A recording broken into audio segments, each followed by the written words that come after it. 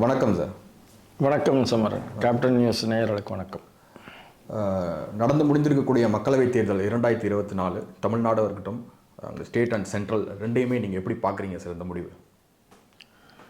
பாரதிய ஜனதா கட்சி 3வது முறையாக ஆட்சிக்கு வந்திருக்கிறது ஒரு பெரிய வெற்றியாக நான் பார்க்குறேன். நேரு காலத்துக்கு பிறகு 3வது முறையாக ஒரு பிரதமர் வெற்றி பெறுவது இதுதான் முதல் முறை. அன்றைக்கு உள்ள சூழ்நிலை என்பது ஆப்போசிஷன் என்பது பெரிய ஆப்போசிஷன் இல்லாத சூழ்நிலை நேருவுக்கு. இன்றைக்கி அப்படி இல்லை. இன்றைக்கி இருக்கிற சூழ்நிலை என்பது எத்தனையோ கட்சிகள் சேர்ந்து இவர் வேண்டாம் என்று பிரச்சாரம் பண்ணின நேரத்தில் கூட அந்த அத்தனை கட்சிகளினுடைய எண்ணிக்கையை விட பாரதிய ஜனதா கட்சி எண்ணிக்கை அதிகமாக வந்திருக்கிறது.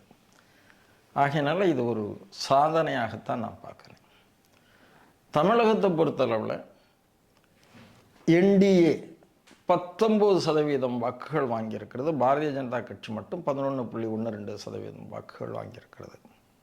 இதையும் நான் ஒரு சாதனையாகத்தான் பார்க்குறேன். ஏன்னா ஒரு அதிமுக இல்லாத ஒரு பாஜக என்ன செய்யும் அப்படின்னு ஒரு கேள்வி பெருசாக இருந்தது. அந்த கேள்வி ஒன்றும் இல்லை, இது சென்னை சாதித்துக்கா இடம்ங்கிறது ஒரு பக்கம் இருந்தாலும் கூட தன்னுடைய வாக்கு சதவிகிதம் என்பதை ரொம்ப அருமையாக பாரதிய ஜனதா கட்சி ரிஜிஸ்டர் பண்ணியிருக்கு. இன்றைக்கி திராவிட முன்னேற்றக் கழகத்துக்கு அதிமுகவோட தான் ஒரு சிறந்த எதிர்க்கட்சி என்பதை நிரூபித்து இருக்கிறது. அதனுடைய ஓட்டிங் பெர்சன்டேஜ் உங்களுக்கு 26 + ஒரு 3 வைத்துக்கொண்டு 29 என்று கொண்டால் கூட இந்த 19ங்கிறது ஒரு சின்ன விஷயம் இல்லை. மக்கள் இனிமேல் அடுத்து வரக்கூடிய போது யாரை பார்க்க போகிறார்கள் எதிர்க்கட்சியாக என்பதை இந்த தேர்தல் சொல்லிவிட்டது என்று நான் நம்புகிறேன். சார், உங்கள் கருத்தின் அடிப்படையிலே பார்த்தாலும் கூட சிங்கிள் லீடர் அப்படிங்கிற எடப்பாடியினுடைய அந்த காம்பினேஷனுடைய வாக்கு சதவீதம் பார்த்தீங்கன்னா 20% வந்திருக்கு இல்லையா? அதை எப்படி பார்க்குறீங்க?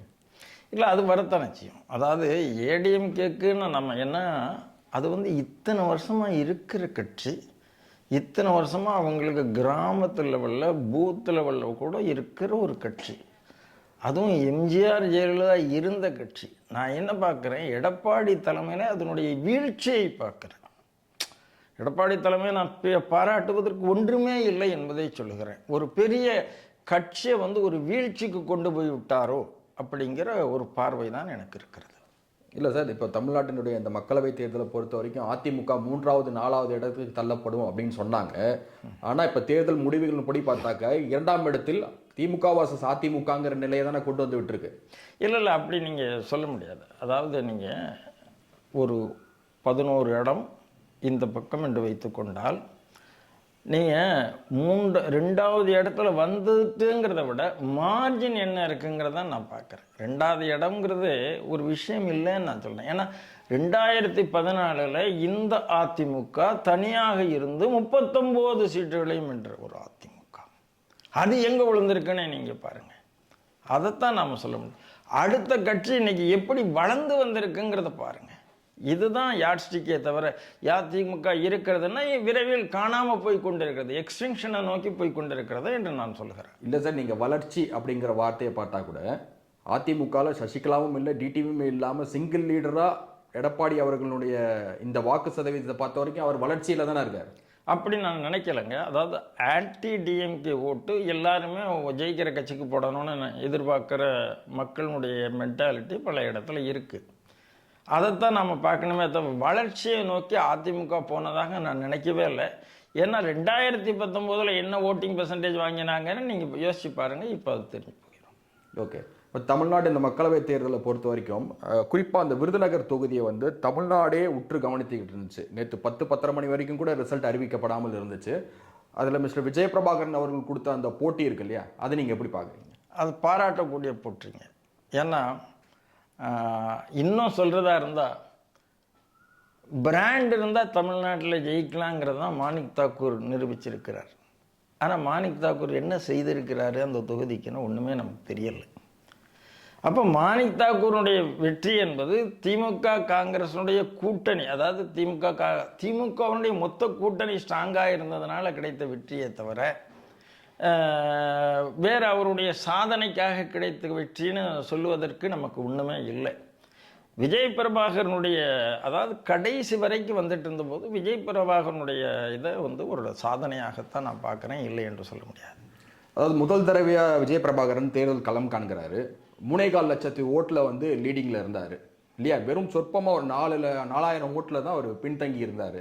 ஸோ இந்த போட்டி எப்படி பார்க்குறீங்க? ஏன்னா 10 வருஷமாக அவர் வந்து அந்த இடத்துல எம்பியாக இருந்தவர், எம்பி கேண்டிடேட்டாக இருந்தவருக்கே ஒரு மிகப்பெரிய பயத்தை விஜய் பிரபாகரன் காட்டியிருக்காரு. இல்லை, அதில் சந்தேகம் கிடையாதுங்க. நான் தான் சொல்கிறேன், ஃபேஸ் வேல்யூவில் தான் மாணிக் தாக்கூர் ஜெயிச்சிருக்கிறார், வேறு எந்த காரணமும் கிடையாது என்பதை நான் அழுத்தம் திருத்தமாக சொல்லிவிடுகிறேன்.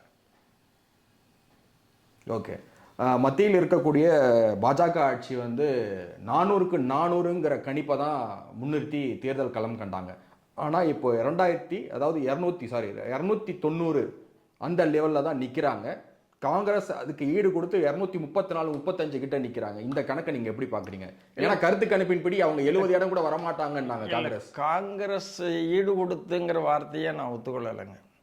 ஏன்னா காங்கிரஸுக்கும் பாரதிய ஜனதா கட்சிக்கும் 2.5 மடங்கு சீட்டு வித்தியாசம் இருக்குது.